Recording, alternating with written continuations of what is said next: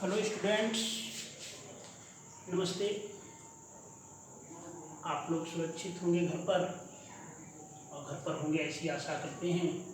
आज हम first year class की गणित का पहला चैप्टर समुच्चय की स्टार्टिंग करेंगे और पहला आपका सिलेबस का चैप्टर ही है समुच्चय, इसीलिए चैप्टर पहला ही चुना गया है। तो पहली चीज़ आ गई है, समुच्चय क्या है, कैसे समुच्चय कहाँ से उत्पन्न हो गया।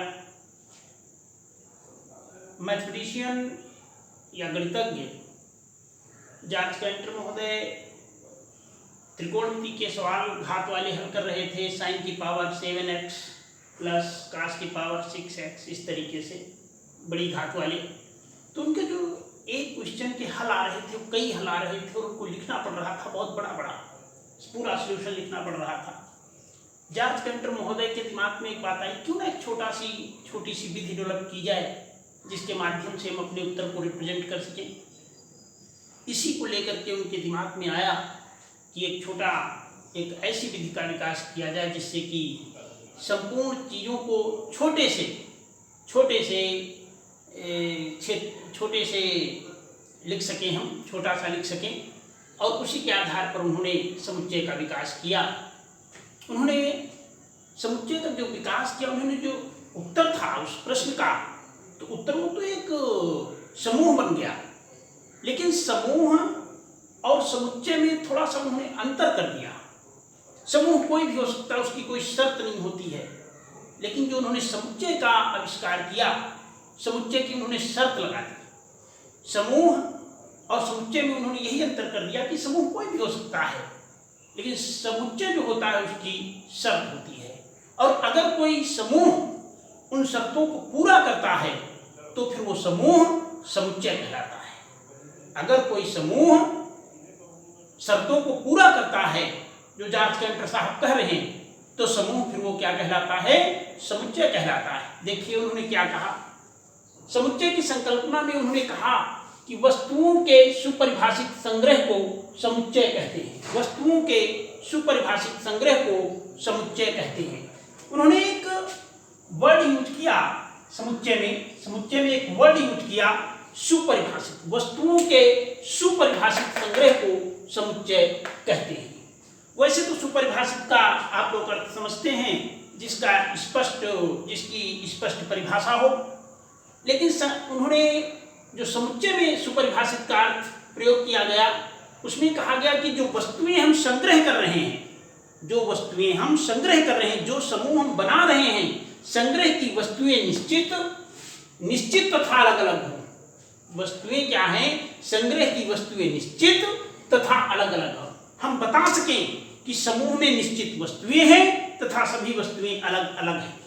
जैसे हम ये कह दें कि भारत के 5 या 10 खूबसूरत मनुष्यों का समुच्चय, तो नहीं आप 10 खूबसूरत व्यक्तियों का समुच्चय ढूंढ सकते, बना सकते। क्यों? हो सकता है हमको ये व्यक्ति खूबसूरत लगता है, आपको दूसरा व्यक्ति की बनावट अच्छी लगती है, तो स्पष्ट नहीं है कि कौन से 10 व्यक्ति खूबसूरत हैं भारत में। तो ये समुच्चय नहीं है, क्योंकि स्पष्ट नहीं है, निश्चित नहीं है, इसलिए समुच्चय नहीं है।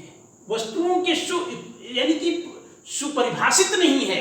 10 जो खूबसूरत व्यक्ति हम ले रहे हैं, वो प्रत्येक व्यक्ति के लिए सुपरिभाषित नहीं हो रहा है, इसलिए वो समुच्चय नहीं है।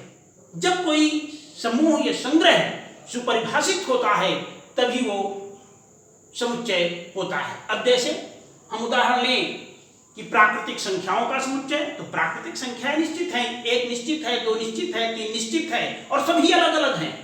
तो ये क्या है, एक समुच्चय है। प्राकृतिक संख्याओं का जो समूह है, ये क्या है, समूह है, आपका समुच्चय है, क्योंकि सभी शर्तों को पूरा करता है, सभी वस्तुएं, सभी इसकी जो गिनतियां हैं निश्चित हैं और सभी अलग अलग हैं। अब हम कहें अंग्रेजी वर्णमाला के अक्षरों का समुच्चय, सभी अंग्रेजी वर्णमाला के अक्षर निश्चित हैं और अलग अलग हैं। इसी प्रकार से बहुत सारे उदाहरण हम ले सकते हैं। अगर कोई भी समूह सुपरिभाषित है, कोई भी संग्रह सुपरिभाषित है, तो फिर वो समुच्चय होगा, अन्यथा वो समुच्चय नहीं होगा। जैसे कक्षा में तेज बच्चों का समुच्चय तो कक्षा में तेज बच्चों का समुच्चय नहीं हम बता सकते हैं। हो सकता है हम जानते हैं भैया ज्यादा मेहनत करता है, दूसरा कोई भैया ऐसा कक्षा में हो कि वो उससे ज्यादा मेहनत करता हो, हमारी नजरों में ना हो, तो तेज बच्चों का समुच्चय स्पष्ट नहीं है, इसलिए कक्षा में तेज बच्चों का समुच्चय नहीं बनाया जा सकता है। इस प्रकार से जहां पर स्पष्टता नहीं होती है, निश्चितता नहीं होती है और सेपरेशन नहीं होती है, वहां पर समूह में वो समूह समुच्चय नहीं होता है। वही समूह, वही संग्रह समुच्चय होता है जिसमें निश्चितता होती है और जिसके प्रत्येक जो वस्तुएं हैं समूह की वो अलग अलग होती हैं, वही समूह या संग्रह आपका समुच्चय कहलाता है। तो हम समझ रहे हैं कि आप लोगों ने समुच्चय के को बहुत अच्छा समझा होगा कि वस्तुओं के सुपरिभाषित संग्रह को समुच्चय कहते हैं। इसके बाद में इसका उदाहरण लिया। अब इसके बाद में अगर कोई भी हमने मान लिया कक्षा 11 का सेक्शन ए है या डी है, कक्षा 11 डी के छात्रों का हमने समुच्चय बनाया और उसमें राम छात्र है कक्षा 11 डी का, तो लिखेंगे राम बिलोंग्स टू, जो भी जिससे हम डिनोट करें ए, राम चूंकि कक्षा ए का 11A का सदस्य है तो लिखेंगे 11A। ये बिलोंग्स यानी कि राम छात्र है कक्षा 11A का, ये ग्रीक भाषा का लेटर है, इसको पढ़ते हैं belong to. Ram belongs to 11th है। और अगर राम मान लो 11B का होता तो 11A का तो है नहीं, 11B का होता तो इसी को हम लिखते Ram does not belong to 11A। Ram does not belong to, इधर देख लें कि अगर राम 11A का सदस्य है, राम 11A का सदस्य है तो लिखेंगे 11A, और अगर नहीं है उसका तो ऐसे डिनोट करेंगे Ram does not belong to 11A। अगर राम 11A का छात्र है तो फिर उसमें का अवयव है तो ऐसे रिप्रेजेंट करेंगे राम बिलोंग्स टू 11 है। अगर राम 11A का छात्र नहीं है तो Ram does not belongs to 11A।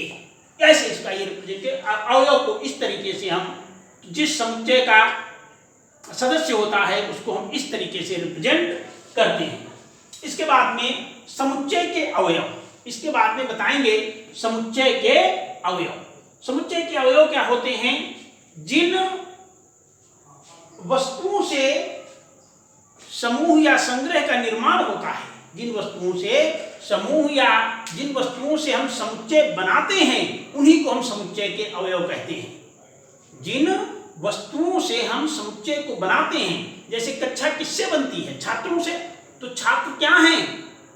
छात्र उसके अवयव हैं, छात्र समुच्चय के अवयव हैं। जैसे मैंने कहा प्राकृतिक संख्याओं का समुच्चय, तो संख्याएं क्या हो गई? इसकी अवयव है। तो जिन वस्तुओं से समुच्चय बनता है, जिन कारकों से बनता है, जिनसे बनता है, उन्हीं को हम क्या कहते हैं? अवयव कहते हैं। जैसे 1 2 3 4 ये सब इसके क्या हैं? अवयव है। इसके बाद आता है समुच्चय का संकेतन। समुच्चय का संकेतन, समुच्चय को प्रायः कैपिटल लेटर से लिखते हैं। कोई भी हो, समुच्चय को प्रायः हम कैपिटल लेटर से लिखते हैं। आपका A है, B है, कैपिटल C है, कैपिटल D है, up to Z A B C D E F G H ऐसे लिखते हैं कैपिटल लेटर से। समुच्चय को हमेशा कैपिटल लेटर से डिनोट करते हैं, A B C D E F capital letter से। इसके बाद समुच्चय का निरूपण। समुच्चय का निरूपण, अब यहीं पर तो यही तो मेन पॉइंट बन गया कि समुच्चय को निरूपित कैसे किया जाए। जॉर्ज कैंटर साहब ने कहा था एक छोटी सी अरेंजमेंट बनाया जाए जिससे कि हम बड़ी बड़ी वस्तुओं को छोटे तरीके से रिप्रेजेंट कर दें। यही तो बात उन्होंने सोची थी। तो समुच्चय के निरूपण की 2 विधियां हैं। There are following 2 methods to represent the set. समुच्चय निर्माण की 2 विधियां हैं। नंबर 1 सारणीयन विधि या तालिका विधि, नंबर 2 समुच्चय निर्माण विधि या गुण विधि। इसको गुण विधि भी कहते हैं। ये जो है आपकी, इसको गुण विधि भी कहते हैं या गुण विधि भी इसको बोलते हैं। गुण विधि इसको ये भी बोलते हैं, गुण विधि।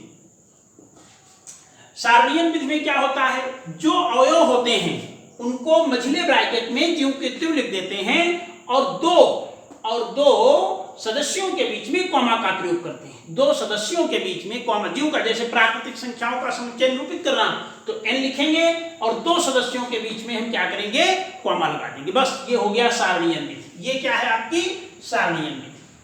अब जैसे नंबर 1 सारणीयन, ये बहुत ही सिंपल विधि है, बच्चों को ये समझने में बहुत आसानी रहती है।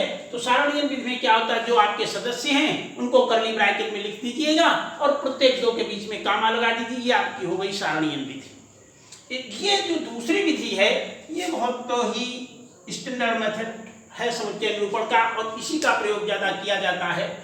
समुच्चय निर्माण विधि या गुण विधि, इसमें क्या होता है, समुच्चय का निरूपण अवयवों के गुणों के आधार पर किया जाता है। समुच्चय का निरूपण अवयवों के गुणों के आधार पर किया जाता है कि जो उसके गुण होते हैं अवयवों के, उसके आधार पर करते हैं। जैसे इसी को ले लें, प्राकृतिक संख्याओं का निरूपण n इक्वल टू, अब यहां पर ये कैसे क्या है, प्राकृतिक संख्याएं हैं, सभी इनका गुण क्या है, सभी का सभी प्राकृतिक संख्याएं हैं। तो इसके लिए जनरल कुछ मानेंगे, कोई लेटर लेते हैं, x आपको पसंद है x मान लीजिए, y आपको पसंद है y मान लीजिए, u पसंद है u, जो भी आपको लेटर पसंद आए स्मॉल, और जो इसके अवयव होते हैं, इनसाइड यानी कि जो कर्ली ब्रैकेट में वो सब स्मॉल लेटर से लिखे जाते हैं। तो लिखेंगे x ऐसा है कि x एक प्राकृतिक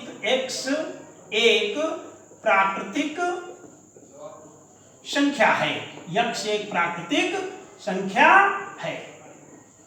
x ऐसा है कि x एक प्राकृतिक संख्या है। इंग्लिश में अगर पढ़ना चाहें इसको सच दैट बोलते हैं, ऐसा है कि, इसको क्या बोलते हैं, दो जो बिंदियां रखी इसको बोलते हैं ऐसा है कि या such that.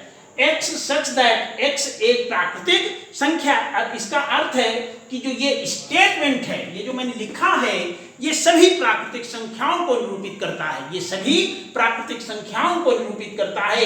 x such that x एक प्राकृतिक संख्या है, समझ रहे हैं। तो ये आपकी हो गई समुच्चय निर्माण विधि या गुण विधि। ये हो गई आपकी समुच्चय निर्माण विधि या गुण विधि। तो समुच्चय निरूपण की दो विधियां हैं, नंबर 1 सारणीयन विधि या तालिका विधि, नंबर 2 समुच्चय निर्माण विधि या गुण विधि, और मैंने दोनों आपको समझाई हैं।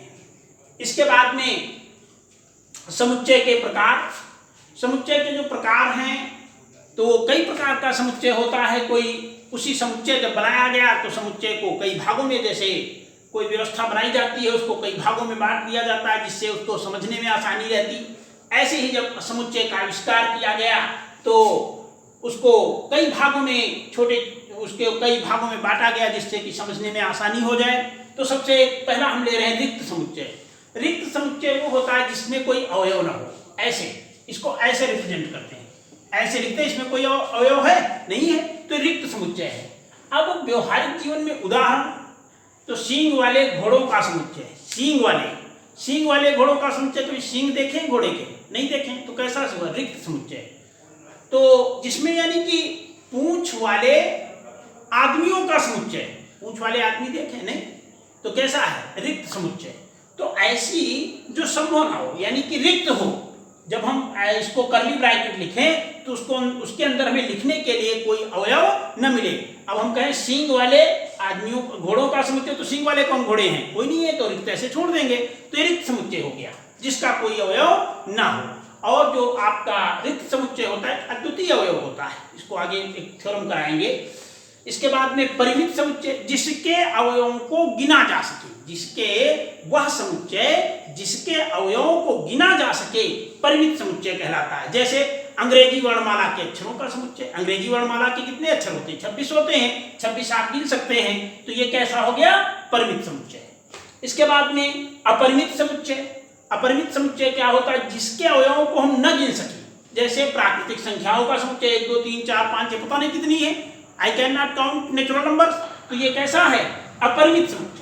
जिसके हम अवयवों को न गिन सकें ऐसे को हम क्या कहते हैं, आपके अपरिमित समुच्चय कहते हैं। इसके बाद में समान समुच्चय। समान समुच्चय क्या होते हैं, जो अवयव ए के हैं वही अवयव बी के, जैसे ए आप ले लीजिए, ए आपका हो गया कितना, 1 2 3, बी आप ले लीजिए 3 2 1, तो ये कैसे समुच्चय हैं, देखो 1 2 3 3 2 1, इसके सभी अवयव इसमें हैं और इसके सभी अवयव इतने इसमें हैं, तो ये क्या है आपके, ये आपके कहलाते हैं समान समुच्चय। इसके सभी अवयव इसमें हो, ए के सभी अवयव बी में हो और बी के सभी अवयव अगर ए में है, तो ऐसे समुच्चयों को हम क्या कहते हैं, समान समुच्चय कहते हैं। आशा कर रहे हैं आप लोग बहुत अच्छा समझे होंगे। आज के लिए इतना ही, धन्यवाद।